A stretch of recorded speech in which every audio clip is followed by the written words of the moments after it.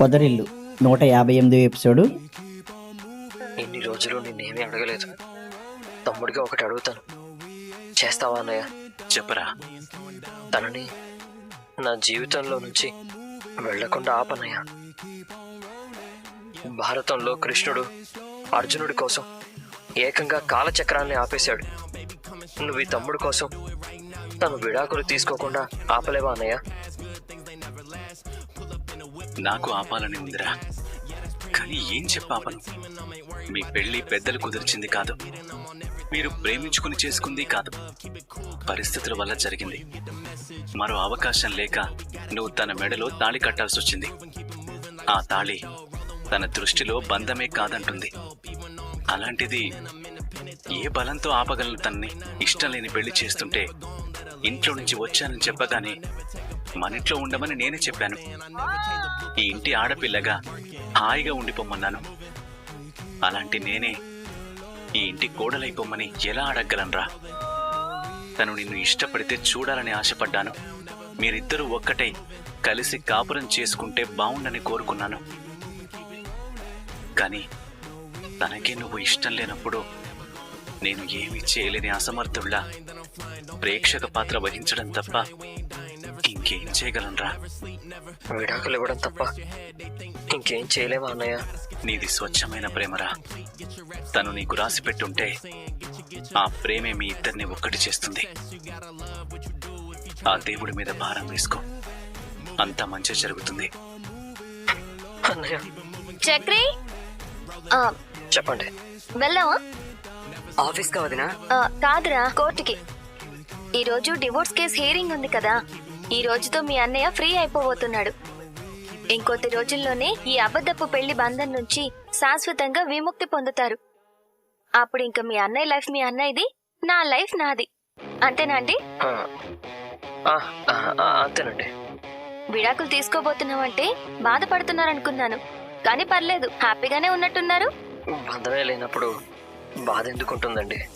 అది కూడా కరెక్టే కదా, మనం ఎందుకు బాధపడాలి? మనదేవైన వేద మంత్రాలతో అగ్ని సాక్షిగా 7 అడుగులు నడిచిన నిజమైన పెళ్ళ. ఇక నుంచి మనం ఒకరికొకరు సొసైటీ దృష్టిలో రెస్పాన్సిబుల్ పర్సన్స్ గా భార్యాభర్తల్లా ఉండాల్సిన పని లేదు కదా. నాకైతే చాలా హ్యాపీగా ఉంది. మీకెలా ఉంది? నాకు సంతోషంగానే ఉందండి. పదండి, లేట్ అవుతుంది. ఒక్క నిమిషం అండి, ఫేస్ వాష్ చేసుకొని వచ్చేస్తాను.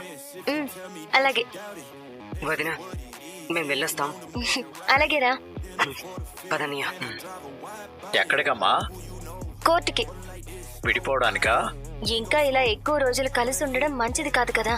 కానీ విడాకులు తీసుకోవాల్సినంత అవసరం కూడా ఏం లేదు కదమ్మా. అదేంటండి అలా మాట్లాడుతున్నారు? మేమేమీ నిజంగా పెళ్లి చేసుకోలేదు కదా. ఇలా అబద్ధపు భార్యాభర్తల్లా కలిసి ఉండాల్సిన అవసరం మాత్రం ఏముంది? నిజం చెప్పాలంటే ఈ పని ఎప్పుడో చేసుండాలి, కానీ సర్టిఫికెట్స్, ఐడి ప్రూఫ్స్ లేక ఆగిపోవాల్సి వచ్చింది. ఈ పెళ్లి కారణంగా చక్రి పాపం చాలా ఇబ్బందులు పడ్డాడు. నా కోసం ఆ జుట్టు పోలుగాడితో, మా నాన్నతో, మా అన్నతో తన్నులు తిన్నాడు. ఎన్నో మాటలు పడ్డాడు. ఇంకా నా కారణంగా చక్రిని బాధ పెట్టడం నాకు ఇష్టం లేదు. అందుకే తొందరగా విడాకులు ఇచ్చేస్తే చక్రి ఫ్రీ అయిపోతాడు. ఆ తర్వాత ఒక మంచి అమ్మాయిని చూసి పెళ్లి చేశామంటే చాలా సంతోషపడతాడు. వాడికి వేరే అమ్మాయితో పెళ్లి చేస్తే సంతోషపడటమ్మా. నువ్వు వాడిని భర్తగా అంగీకరిస్తేనే ఆనందపడతాడు. కానీ నీకది ఎలా చెప్పాలో అర్థం కావడం లేదు. చక్రి, వెళ్దామా? వెళ్దామండి. ఉండు, మనకి తొందరగా డివోర్స్ రావాలని దేవుడికి దండం పెట్టుకుని వస్తాను. ఇద్దరికి తొందరగా విడాకులు వచ్చేలా ఆశీర్వదించు. వాళ్ళకి ఎట్టి పరిస్థితుల్లో విడాకులు రాకుండా ఆశీర్వదించు స్వామి. వాళ్ళిద్దరూ కలిసేలా చూడు. వెళ్దామా? పద. రేయ్, ఆగరా, ఆగు. ఒక్క నిమిషం అండి. ఏమండి, మీ క్లయింటేనా? అవును సార్. ఆ కుర్రాడు జడ్జి గారి ముందుకు వచ్చాక డైవర్స్ తీసుకోవడం ఇష్టం లేదన్నాడు. అందుకే చంపేస్తానని వెంటబడుతుంది. అలాగా? మీరలా ప్లేట్ పిరాయించరు కదా. పిరమాయిస్తే మీరు బరాయిస్తారా, ఇలా తరిమేస్తారా? అప్పుడు ఆలోచిస్తాను. సంవత్సరం టైం ఇచ్చినా మీరు మారలేదు. ఒకరినొకరు గొడవ పడుతూనే ఉన్నారు. వారం టైం ఇస్తాను, ఆలోచించుకొని రండి. నాకు ఇద్దరు పోలీసులని ప్రొడక్షన్ ఇచ్చారా మేడం? సిగ్గు లేదా మాట అనడానికి? ఏం మనిషి అయ్యా నువ్వు? రేపటి వరకు ఆలోచించుకొని రమ్మనండి. కోర్ట్ ఎక్కడా? ఇదే. కార్పొరేట్ ఆఫీస్ లా ఉంది. మాట్లాడొద్దు. Next case number 304654. మనదే, రండి. బటన్ పెట్టుకోండి. నీ పేరు? మహాలక్ష్మి. నువ్వు? చక్రి. ఏం కావాలి? విడాకులు. ఎందుకు కావాలి? మేం కలిసి ఉండడం కరెక్ట్ కాదు. కరెక్టో రాంగో కాపురం చేస్తేనే కదా తెలిసేది. ఏంటి పెళ్ళై 4 నెలలేనా? Yes my lord. ఈ రోజే అడ్వకేట్ పట్టా పుచ్చుకున్నారా? 4 నెలలకే విడాకులు కోరుకోవడం ఏంటి? మీ దగ్గరే కౌన్సిలింగ్ ఇవ్వచ్చుగా. నేను కన్విన్స్ చేయడానికి ట్రై చేశాను మిలాడ్, వినలేదు. ఇద్దర్లో ఎవరు అడుగుతున్నారు విడాకులు? మ్యూచువల్ గానే. ఎవరెక్కువ పట్టుదలగా ఉన్నారు? ఇద్దరు. నిన్ను అడిగానా? చెప్పు. అతన్ని నేను అడుగుతానుగా. నా పని నువ్వు ఈజీ చేయాలని చూడకు. అమ్మయ్య, ఈ జడ్జి గారు అంత ఈజీగా విడాకులు ఇచ్చేలా లేరు. 4 నెలలకు విడాకులేంటి? అసలు ప్రపంచం ఎటుపోతోంది? మన దేశం ఏమైపోతోంది? Western culture ఎక్కువైపోయిందా? చూడటానికి చక్కగా ఉన్నారు. పేరు కూడా మహాలక్ష్మి. 16 అణాల తెలుగింటి అమ్మాయిలా ఉన్నావు. లక్షణమైన పేరు. సంవత్సరం అయినా కాపురం చేయలేదు. ఓ సంవత్సరం కూడా విడిగా లేరు. నేను ఎలా ఇవ్వాలి విడాకులు? ఏం మాయరోగం వచ్చిందని విడిపోవాలనుకుంటున్నారో? కలిసి ఉండలేమని అర్థమయ్యాక ఆ రిలేషన్ కి అర్థం లేదనిపించింది. కలిసి ఉండలేవా? లేను. తిడతాడా? అయ్యో, చాలా మర్యాద నేనంటే. కొడతాడా? చచ్చా, అలాంటి వ్యక్తి కాదు మేడం. తాగుబోతా? అసలు బ్యాడ్ హ్యాబిట్సే లేవు. దొంగ? కూనికోరా? పాపం మంచివాడు మై లార్డ్. అయ్యో, మరి ఏ కారణంతో విడాకులు అడుగుతున్నావమ్మా? అంటే ఇద్దరం ఈ పెళ్లి ఇష్టపడి చేసుకోలేదు. ఎవరైనా పీకల మీద కత్తి పెట్టి చేశారా? అలాంటిదేమీ లేదు. తాళి అంటే తెలుసా? తెలుసు. నీ మెళ్ళో తాళి కట్టేటప్పుడు నువ్వు పూర్తి స్పృహలోనే ఉన్నావా? ఉన్నాను. పెళ్ళంటే తెలుసా? తాళి కడితేనే పెళ్లి. అన్నీ బాగున్నాయి, అతను మంచోడు అంటున్నావు. తల వంచి తాళి కట్టించుకున్నావు. మళ్ళీ ఇష్టం లేని పెళ్లి అంటున్నావు. ఈ లోకంలో అన్ని ఇష్టపడి చేసుకునే పెళ్లిళ్లే జరుగుతున్నాయా? నచ్చకపోయినా పెళ్లికి మాంగళ్య బంధానికి కట్టుబడి అడ్జస్ట్ అయి కాపురం చేసుకోవడం లేదా? నీ సంగతి ఏంటి? Your honour, my lord, my lord. 3 సార్లు పలకడానికి నేనేమన్నా ముద్దాయినా? ఏంటి నీ ఉద్దేశం ఏంటి? బాగుంది కదా, చక్కగా ఉంది కదా, తాళి కట్టావు కదా, పెళ్లి చేసుకున్నావు కదా, మరి ఏం పుట్టిందయ్యా? అసలు నీకిష్టమేనా విడాకులు తీసుకోవడం? కష్టం ఉంటుంది కాబట్టి నష్టమైనా, కష్టమైనా, ఇష్టమైనా, అయిష్టమైనా అష్ట కష్టాలు పడ్డం ఎందుకని. ఇష్టం, కష్టం, నష్టం ఏంటయ్యా? జరుగుతున్న వింత నాటకంలో ఈ పాత్రలు కలిసి ఉండే రాతలేనప్పుడు విడిపోక తప్పదు కదా మిలాడ్. మరి ఎందుకు పెళ్లి చేసుకున్నావు? వాచ్ అనుకున్నావా? సెల్ ఫోన్ అనుకున్నావా? బైక్ అనుకున్నావా? కొని నచ్చకపోతే పక్కన పడేసి వాపస్ ఇవ్వడానికో ఎక్స్చేంజ్ చేసుకోవడానికో ఛాన్స్ లేదు. ఇది పెళ్లి. విడాకులు తీసుకోవడం నీకిష్టమేనా?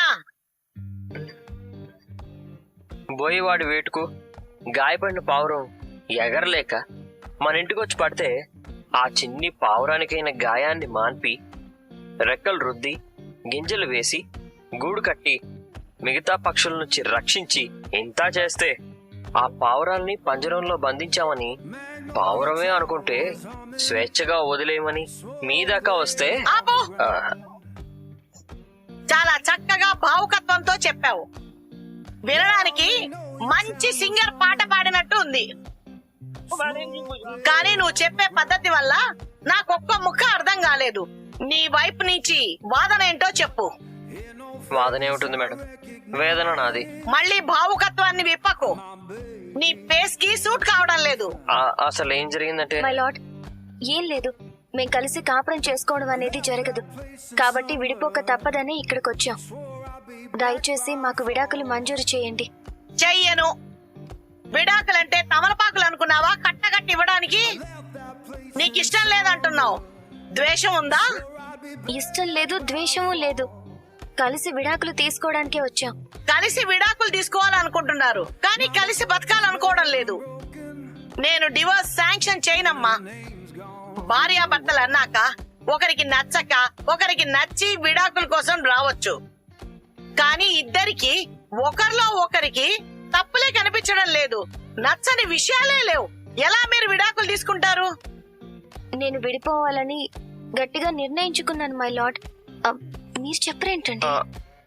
అవునవును, విడిపోవాలని చాలా గట్టిగా నిర్ణయించుకున్నాం మై లార్డ్. అయినా సరే మీరు హైకోర్టుకు వెళ్ళినా అక్కడ లాయర్ ని పెట్టి మీకు విడాకులు రాకుండా చేస్తాను. మై లార్డ్ ప్లీజ్, నేను చాలా స్పష్టంగా ఉన్నాను. నేను కూడా చాలా స్పష్టంగా చెప్తున్నాను. పెళ్ళంటే బొమ్మలాట కాదు, బొమ్మల పెళ్లి కాదు. ఇద్దరూ కలిసి సంతకం చేసినంత మాత్రాన కోర్టు విడాకులు మంజూరు చేస్తుంది అనుకోవడం అమాయకత్వం, అవివేకం, మూర్ఖత్వం. అర్థం చేసుకోవడానికి ట్రై చేయండి. అడ్జస్ట్ అవ్వడానికి కూడా ట్రై చేయండి. కలిసి బతకాలంటే ఏం చేయాలో దాని గురించి చర్చించుకొని ఒక అభిప్రాయానికి రండి. పెళ్లి అనే వ్యవస్థకి దయచేసి గౌరవం ఇవ్వండి ప్లీజ్. సరే, ఒక 6 నెలలు పోయాక రండి. అప్పుడు కూడా మీ నిర్ణయం మారకపోతే అప్పుడు చూద్దాం. మీరు వెళ్తే ఇంకో కేసు చూడాలి నేను. మీలాంటి దేవతలు ప్రతి చోట ఉండాలి మీలాంటి. అదేం కోర్టు? అది ఒక కోర్టు. సినిమాల్లోలా 2 బోన్లు ఉంటాయనుకున్నాను. మన వాళ్ళ ఏం బాగుంటుంది? ముఖ్యంగా మిమ్మల్ని నేను ఒక ముద్దాయిలా అలా బోన్లో చూడలేను. మీరు మాత్రం మర్డర్లు చేశారా? మిమ్మల్ని కూడా బోన్లో చూడలేకపోయేదాన్ని. ఫ్యామిలీ కోర్టులు ఇలాగే ఉంటాయనుకుంటాను. కానీ జడ్జి గారిని చూస్తే భయం వేసింది. నాకు మాత్రం ఆటోగ్రాఫ్ అడగాలనిపించింది. అదేంటి అంతమంది విడాకుల కోసం వచ్చారు? పని పాట లేక పెళ్లిళ్ళంటే ఆటలైపోయి మొగుడిని మొద్దుని చేసి కొంతమంది కోర్టుకు ఎక్కుతూ ఉంటారు. మీరు నన్నేమైనా అంటున్నారా? అదే జనరల్ గా అన్నానండి. మగవాడు మాత్రం తక్కువ? అబద్ధాలు మోసాలు ఎన్ని చేయడం లేదు? మీరు నన్నేమైనా అంటున్నారా? అయ్యయ్యో, ప్రశాంతంగా తినండి. విడిపోయే వాళ్ళ గురించి ఏం మాట్లాడుకున్నా మనల్ని మనమే తిట్టుకున్నట్టుగా ఉంది కదండి? అవునండి, జడ్జి గారు మాట్లాడిన దాన్ని బట్టి మనం తొందరపడి నిర్ణయం తీసుకుంటున్నామేమో అనిపించింది. ఆవిడకేం తెలుసు? మన పాయింట్ ప్లేడరు మన తరపున యువర్ ఆనర్ మా క్లయింట్ గట్టి నిర్ణయంతో ఉన్నారని బల్లగుద్ది వాదిస్తాడనుకుంటే పాయింటే మర్చిపోయి వెర్రి మొహం వేసుకుని నిలబడ్డాడేంటండి? అవును, objection my lord, objection over ruled, objection sustained ఇలాంటివి వినిపించలేదు కదండి? నిజమే కదండి. కోర్టు సినిమా సెట్ లా ఉండదని మొదటిసారి తెలిసింది. అవును, మీరు కారుతో గుద్దేసిన వాడు కోర్టుకెళ్ళి ఉంటే ఇది 2వ సారి అయి ఉండేది. చూస్తుంటే పెళ్లిళ్ళ కంటే విడాకులే ఎక్కువ తీసుకుంటున్నారేమో అనిపిస్తుంది. పెళ్లి కాకుండా విడాకులు ఎలా తీసుకుంటారండి? అయ్యో అయ్యో. అయినా జడ్జి గారు అన్నట్టు తిన్న తరక్క విడాకులు అడగడం కాకపోతే ఏంటండి? ఇందాక నుంచి చూస్తున్నాను, మీరు ఇండైరెక్ట్ గా నన్ను ఏమైనా అంటున్నారా? అయ్యో లేదండి, మీరు అడిగింది ఏనాడైనా లేదన్నానా? మీరు రమ్మంటే ఎక్కడికైనా రానన్నానా? ఇదేదో పాత పాటలాగుందే. తెలీదండి, మా నాన్న రేడియోలో వినుంటారు. కష్టపడి కలిసి బతకడం కంటే విడిపోయి సుఖంగా సంతోషంగా ఉండడమే మంచిది కదండి? అవును, కలిసి బతకడానికి కష్టపడడం కష్టమే. విడిపోతేనే సంతోషంగా ఉంటారనుకుంటే భ్రమే. ఏంటో మీరేమన్నారో దాని భావం ఏంటో అర్థమే కాలేదు. చీటింగ్లు చేసి వాళ్ళని మేనేజ్ చేసి వీళ్ళని మేనేజ్ చేసి పెళ్లిళ్ళు చేసుకుంటూ ఉంటారు చూడండి, అలాంటి వాళ్ళతో విడిపోయి ఉండడమే సుఖం. ఇందాకటి నుంచి చూస్తున్నాను, మీరు ఇండైరెక్ట్ గా నన్నేమన్నా అంటున్నారా? అబ్బాయి, మనదంతా డైరెక్ట్ అటాకేనండి, ఇండైరెక్ట్లే ఉండవు. పోన్లేండి, మనం అందరూ విడిపోయే భార్య భర్తల్లా గొడవలు పడకుండా పద్ధతిగా మాట్లాడుకుంటున్నాం. అవునండి, ఎలా విడాకుల కోసం ప్రయత్నిస్తే సౌకర్యంగా ఉంటుందో అలాగే విడిపోవాలని చూస్తున్నాం. జ్యూస్ అవుతారా? 2. రెండే? మీకొకటి నాకొకటి. అలా అన్నారా? రెండు నాకే అనుకున్నారా? భయ చెప్పండి సార్. 2 సపోటా జ్యూస్. అలాగే సార్. మనం విడాకులు తీసుకున్న రోజు మీరు నాకు ట్రీట్ ఇవ్వాలండి. ఎందుకండి? అదేమన్నా సర్టిఫికెటా? కాదండి, హాయిగా కారు నడుపుకుంటూ బతికి మిమ్మల్ని ఊరు దాటించమని అడిగి పెళ్లి పేరుతో ఒక భయంకరమైన సమస్యలో ఇరికించాను. మీరు మంచివారు కాబట్టి తాళి కట్టి నన్ను ఆదుకున్నారు. ఇప్పుడు విడాకులు వస్తే మీరు అన్ని సమస్యల నుంచి విముక్తి పొందుతారు, ఫ్రీ బర్డ్ అయిపోతారు. ఆ శుభ సందర్భంలో ట్రీట్ ఇవ్వాలి కదా మరి. జాలి తగలయ్యా. మంచితనంలో ఇదొక ముదురు రకమా? ముంచేతనం ఎప్పుడూ నా ఫీలింగ్స్ కి వ్యతిరేకంగానే ఆలోచిస్తుంది. మీరు ఇంకో పెళ్లి చేసుకుంటే దాన్ని సెకండ్ మ్యారేజ్ అంటారు గాని ఫస్ట్ మ్యారేజ్ అన్నారు కదా. అది తలుచుకుంటేనే బాధగా ఉంది. ఒకవేళ నేను 2వ పెళ్లి చేసుకుంటే? మనకి జరిగింది అసలు పెళ్లే కాదు, అది గుర్తుపెట్టుకోండి. అది ఎలా మర్చిపోతానండి? నేను మర్చిపోయినా మీరు మర్చిపోనిస్తారా? మీరేదో చెప్తున్నారు. మీరు మళ్ళీ పెళ్లి చేసుకుంటే? అదే మీ ఆశీర్వాదం కోసం ఆ అమ్మాయిని మీ దగ్గరికి తీసుకొస్తానండి. నేను తాగొచ్చి మీ గదిలోకి వస్తే మర్డర్ చేసినంత సీన్ క్రియేట్ చేసిన విషయం చెప్పండి. మన మధ్య ఏమీ లేదని స్పష్టంగా చెప్పండి. ఎందుకు చెప్పను? తప్పకుండా చెప్తాను. అబ్బా, నా మీద మీకెంత అభిమానమో. ఉండదా ఏంటి? కోపం లేదా అంటాను కానీ మీరు చేసింది మామూలు త్యాగమా? మళ్ళీ ముదురు మంచితనం. అక్కడ పెట్టు. Okay, thank you. అక్కడ జ్యూస్ అంటింది. ఇక్కడ ఇటు ఇటు ఇక్కడ కింద. ఇక్కడ. అయ్యో, ఎంత అల్ప సంతోషం. నేను మూతి తుడిచినందుకే పాటేసుకుంటున్నాను. విడాకులు ఇస్తే ఏం వేసుకోవాలి? చచ్చిపోవాలి.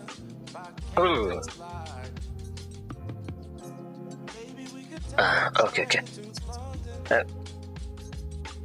ఏమండి, మళ్ళీ అంటిందా? అంటింది. మీరు పాలు తాగి చిన్నపిల్లళ్ళ అంటించుకుంటున్నారు. అయ్యో, ఈ సన్నాసి స్ట్రా ఇవ్వడం మర్చిపోయాడు. ఎక్స్ట్రా ఖర్చు అవుతుందా? ఇవ్వచ్చు కదా. మళ్ళీ కొంచెం తుడిచిపెట్టరా? ఏ మీకు చేతులు లేవా? మీరే తుడుచుకోండి. మీరు ఒకటి గమనించారా? ఏంటిది? మనం జీవితాంతం కలిసి జీవించబోయే భార్య భర్తల్లాగా ఎంత చక్కగా మాట్లాడుకుంటున్నామో కదా. Sir, bill. నేనేమన్నా?